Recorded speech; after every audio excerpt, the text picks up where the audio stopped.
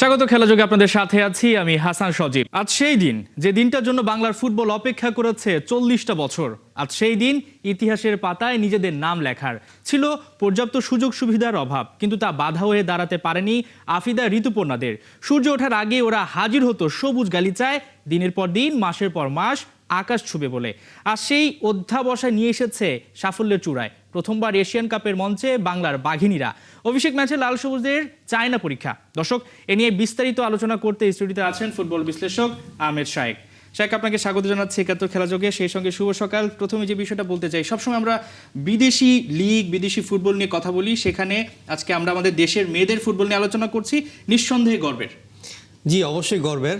এবং একই সাথে আবার যদি বলতে হয় তাহলে বাটলারের ওই রিমার্কটা বলতে হয় যে from camp Gulistan to camp Australia. এখানে এক ধরনের রসিকতাও ছিল, বাট এক ধরনের বাস্তবতাও ছিল।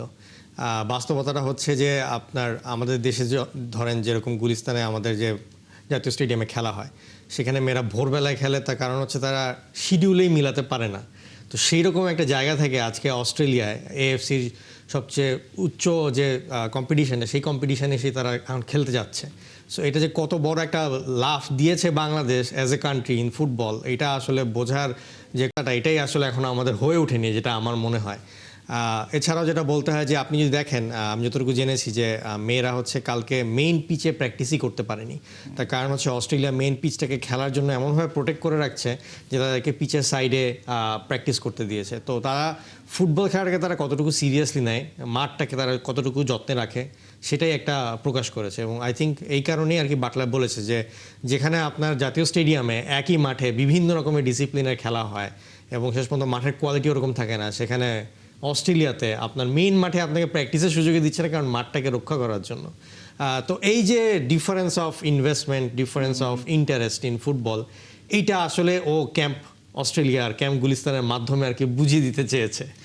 নিঃসন্দেহে। এবং যেটা আপনি বলছিলেন গুলিস্তান বা গুলিস্তানে সেই ন্যাশনাল স্টেডিয়ামটা অবস্থিত, এর আশেপাশে সেই পরিবেশটাও নাই। মেয়েরা যদি বিকেলে বা রাতে প্র্যাকটিস করে, কারণ খেলাগুলো কিন্তু সন্ধ্যায়, সবসময় কিন্তু একেবারে ভোরবেলা তাদের যেতে হতো। একেবারে আমরা দেখতাম ভোর 4:30টায় তারা মাঠে যেতেন, তখন সূর্য ওঠেনি। এবং কমলাপুরেও তারা প্র্যাকটিস করতেন, টার্ফেও প্র্যাকটিস করতেন। এমনটাও হয়েছে দিনের পর দিন, মাসের পর মাস। এবং তারা প্র্যাকটিস করেছে সেই চট্টগ্রামে, প্র্যাকটিস করেছে ঢাকার মধ্যে বিভিন্ন জায়গায়। এই যে আমরা যেই জিনিসটা পেলাম, প্রাপ্তি, বড় একটা অর্জন আপনি বলছিলেন, এটা মেয়েদের যদি বিষয়টা দেখি যে বিশ্বকাপের তুলনায় কোনো অংশে কম নয়। এত বড় অর্জন, কিন্তু আমরা কি পর্যাপ্ত ইনভেস্টমেন্টটা করতে পেরেছি কিনা? বাফুফে কি সেই জায়গাটায় আসলে এখন অনুধাবন করতে পারছে যে তারা কি করা দরকার ছিল, কি করেছে? আমার কাছে তো মনে হচ্ছে অনেকটা বাফুফের মধ্যে দলীয় কোন্দলের মতন।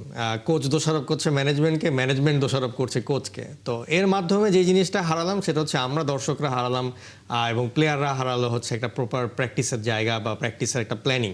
তার কারণ হচ্ছে আপনার গত 1 বছর আগে আমরা কোয়ালিফাই করে গিয়েছি, এবং এই 1 বছর আগে থেকে প্রপারলি যদি প্ল্যানিং করা যেত, 3 মাস ধরে আমরা একটা প্রপার প্ল্যানের মাধ্যমে আগাতে পারতাম। এখানে এখন কখনো দেখা যাচ্ছে যে প্র্যাকটিস করছে, কখনো এর মাঝখানে লিগ হচ্ছে, আবার লিগটা হচ্ছে টার্ফে, আবার এর মাঝখানে কোচ চলে যাচ্ছে অন্য একটা টিমকে নিয়ে হচ্ছে টুর্নামেন্ট খেলতে। তো এইটা একটা প্ল্যানিংয়ের মানে ফলশ্রুতি বলা যায় না। এটা বলতে হয় যে আসলে ওই অনেকে যেটা বলছেন যে দলীয় কন্দলের মাধ্যমে বোঝা যাচ্ছে যে একটা প্ল্যানিং হয়েছে। তো এখন এখানে যে জিনিসটা উচিত ছিল যে 3 মাস ধরে যদি প্রপারলি একটা প্ল্যানিং করে খেলতো এবং এখানে যদি একটু বড় বড় মানে প্রতিপক্ষের এগেনস্টে খেলতো, তাহলে যেটা হতো যে টিমটা একটু ঠিকভাবে সাজিয়ে উঠতো। আপনার যখন টুর্নামেন্টটা শুরু হচ্ছে, প্রত্যেকটা টিমেরই কিন্তু সমান সংখ্যক সম্ভাবনা আছে কোয়ালিফাই করার জন্য, কিন্তু এই সম্ভাবনাটাকে টিমগুলো বাড়ায় নেয় হচ্ছে প্র্যাকটিসের মাধ্যমে, প্রিপারেশনের মাধ্যমে, ফ্রেন্ডলি ম্যাচের মাধ্যমে। কিন্তু সেইখানে আমাদের 12টা টিমের মধ্যে আমি বলবো যে এখানে আমাদের প্রস্তুতিটারই একটু ঘাটতি থেকে গেল, যেটা কিনা আরও আমাদের সবচেয়ে বেশি হতে ছিল, কারণ আমরা প্রথমবারের মতন এখানে যাচ্ছি আর কি। নিঃসন্দেহে। আপনি বলছিলেন যে আসলে বাকি দলগুলোর কথা বলছিলেন, সেই তুলনায় আমরা একেবারে নতুন, বলা যায় একেবারে অভিষেকটাই হচ্ছে, সেটাই হচ্ছে। আমরা যদি একটু প্রতিপক্ষ চায়নার কথা বলি, তারা ম্যাচ খেলেছে সাউথ কোরিয়া, জাপান, কানাডা, মেক্সিকোর মতো দলের বিপক্ষে। আর আমরা খেলেছি ঘরের মাঠে, যেটা খেললাম নারী লিগ, এবং সেটা নিয়ে আপনার সঙ্গে গতকাল কথা হলো যে খুব একটা প্রতিদ্বন্দ্বিতাপূর্ণ কিন্তু লিগ হয়নি। কোনো মানে মতে একটা লিগ করা হলো, এবং সেটা হলো টার্ফে। সো আমরা আসলে যেই ফলটা চাচ্ছি, শুরু থেকেই কি মেয়েদেরকে হারিয়ে দেওয়া হচ্ছে কিনা, যে আমরা ওই দলগুলোর বিপক্ষে পারবো না, কোনো রকম একটা প্রস্তুতি নিয়ে সেখানে একটা পরীক্ষা দেওয়া, ব্যাপারটা কি অনেকটা এরকম? না, অনেকটা এরকম না। আমি বলবো যে আসলে এই পুরা কম্পিটিশনের যে মাহাত্ম্য বা আমাদের টিম যেই পরিমাণ লেভেলে চলে গেছে, এইটা অনুধাবন আসলে আমার কাছে মনে হচ্ছে ফেডারেশন নিজেই অনুধাবন করতে পারছে না। কারণ যদি এরকম অনুধাবন করতে পারতো তাহলে তাদের সিরিয়াসনেস এই জিনিসটার প্রতি অনেক বেশি থাকতো। এবং হ্যাঁ, হয়তো 2 সপ্তাহ আগে তারা অস্ট্রেলিয়া গিয়েছে, কিন্তু আরও একটু আগে যেতে পারতো, ওইখানে গিয়ে আরও বেশ কিছু টিমের সাথে খেলতে পারতো বা অন্য কোনো দেশেও হয়তো খেলতে পারতো। তো এইটা মনে করেন যে কোচেরও একটা এক ধরনের প্ল্যানিং থাকে, কারণ দিন শেষে মাঠে ওই 11 জন নামিয়ে ম্যাচটা খেলবে কোচ, তো কোচেরও একটা নির্দিষ্ট প্ল্যান থাকে, তো সেই প্ল্যানের সাথেই সামঞ্জস্য করে করতে হয়। কিন্তু এখানে যে জিনিসটা করতে হয়, যেহেতু coach at the end of the day match খেলাবেন, তার যে প্ল্যানিংটা থাকবে সেইটাকে প্রাধান্য দিয়ে এরপরে প্ল্যানিংটাকে একটা মডিফিকেশন করতে হয়। তো আমার কাছে মনে হয়েছে যে ওই যে মডিফিকেশনের সময় যে একটা প্রপার প্ল্যানিং করা উচিত ছিল, এর মধ্যে এক ধরনের সামঞ্জস্য ছিল না, যার কারণে এত বৈরতার কারণে শেষ পর্যন্ত প্রপারলি কোনো প্ল্যানিংই হলো না। মানে কোচ কি বাফুফেকে বোঝাতে পারেনি, বাফুফের আগ্রহ ছিল না, মানে কোন জায়গাটায় এটা সমস্যা? আসলে তারা দুজনেই বলতে পারবে, কারণ দুজনেই সমন্বয়হীনতার একটা বড় সমন্বয়হীনতার ব্যাপার একটা এখানে থেকে যায়। বড় নিঃসন্দেহে এই যে ম্যাচটার কথা আমরা বলছিলাম যে এশিয়ার 47টা দেশের মধ্যে 12টা দেশ খেলছে, সেখানে বাংলাদেশ, এই জায়গাটা যদি ছেলেরা খেলতো, গতকালে আপনার সঙ্গে আলোচনা করছিলাম, তাহলে হয়তোবা আমরা এখন সব অপেক্ষা করতাম কখন ম্যাচটা শুরু হতো এবং এটা নিয়ে হয়তোবা ঢাকার বিভিন্ন জায়গায় খেলা দেখানো হতো, অস্ট্রেলিয়াতে অনেকে যেতেন। কেন আসলে এই জিনিসটা হয়ে উঠলো না? অনেকে হয়তোবা জানেই না আজকে বাংলাদেশের মেয়েদের খেলা। যে এটাই আসলে যে আপনি 12টা মানে এশিয়ার 47টা দেশের মধ্যে টপ 12, এটা যদি ছেলেদের হতো তাহলে এটা ছেলেদের একটা ওয়ার্ল্ড কাপের মতনই হয়ে যেত। কারণ আপনি ওয়ার্ল্ড কাপে যারা কোয়ালিফাই করে তাদের সাথে ইভেন এখনও মানে মেয়েরা যাদের সাথে খেলছে তারা কিন্তু সবাই মোটামুটি ওয়ার্ল্ড কাপে কোয়ালিফাই করে ফেলে।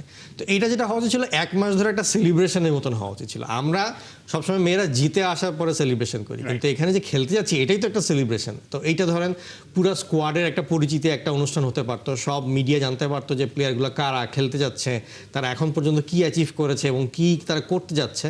সো এইটার মাধ্যমে যেটা হতো কি যে মানুষের এবং মিডিয়ার একটা ইন্টারেস্ট বাড়তো, মানুষ এইটার যে ইম্পর্টেন্সটা যে 40 বছর পরে এরকম একটা কম্পিটিশনে আমরা খেলতে যাচ্ছি অ্যাজ এ কান্ট্রি, এইটার ইম্পর্টেন্সটা মানুষ বুঝতে পারতো। কিন্তু আমার কেন জানি মনে হচ্ছে যে এখানে ফেডারেশনই আসলে এই 40 বছর পরে যাচ্ছি এটার একটা মানে ইম্পর্টেন্সটা বোঝাতে আর কি সক্ষম হয়নি, যার কারণে মানুষ জানেও না। অনেকে হয়তো আজকে হ্যাঁ ঘাটাঘাটি করে গত কয়েকদিন ধরে যা রিপোর্ট হচ্ছে সেটার উপরে বেস করে আজকে সবাই জানে যে দুপুর 2টার সময় খেলা হচ্ছে। আদারওয়াইজ আমি শিওর না যে অনেক মানুষ হয়তো বেস্ট 11-এর নামও হয়তো বলতে পারবে না সেরকমভাবে দেখলে আর কি। সেটাই আমরা একটু যদি বলি হামজা সমিত, ওদের যদি প্র্যাকটিস ম্যাচ হয় সেটাও আসলে দর্শক হুমড়ি খেয়ে পড়ে। প্র্যাকটিস দেখার জন্য এখন অনেকে বলছে যে টিকিটের ব্যবস্থা করা হোক।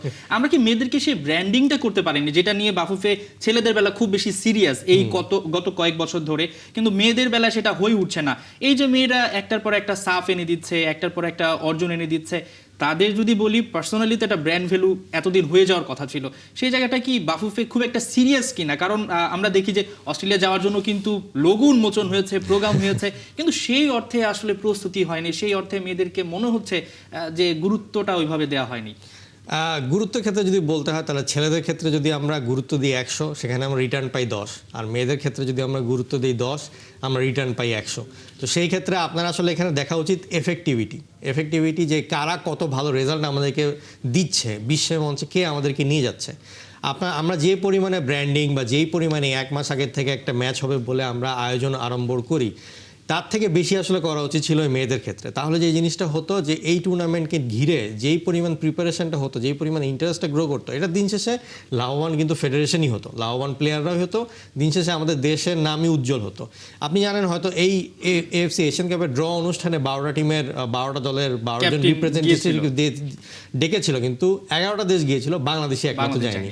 তো একটা বিশাল বড় ব্র্যান্ডিংয়ের যে অপরচুনিটি ছিল অ্যাজ এ কান্ট্রি আমাদের, সেটা কিন্তু আমাদের এখানে হয়ে এবং ওঠেনি। সেই সুযোগ কখনো হবে কিনা সেটা কিন্তু আমরা বলতে পারছি না।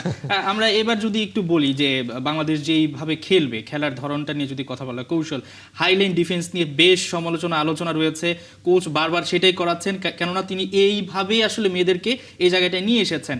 চায়নার মতো দলের বিপক্ষে এটা খেলাটা কি অনেকটা আমাদের জন্য মানে ঝুঁকি হয়ে দাঁড়াবে কিনা, কি মনে হচ্ছে? একটু তো ঝুঁকি থাকে, একটু ঝুঁকি থেকেই যাবে। তার কারণ হচ্ছে যে হাইলাইন ডিফেন্সে খেললে যে আপনার যে ডিফেন্ডার যে 4 জন তাদেরকে খুব কুইক হতে হয় এবং প্রচণ্ড স্ট্যামিনা থাকতে হবে। তার কারণ হচ্ছে কন্টিনিউয়াসলি আপ অ্যান্ড ডাউন করতে হয়।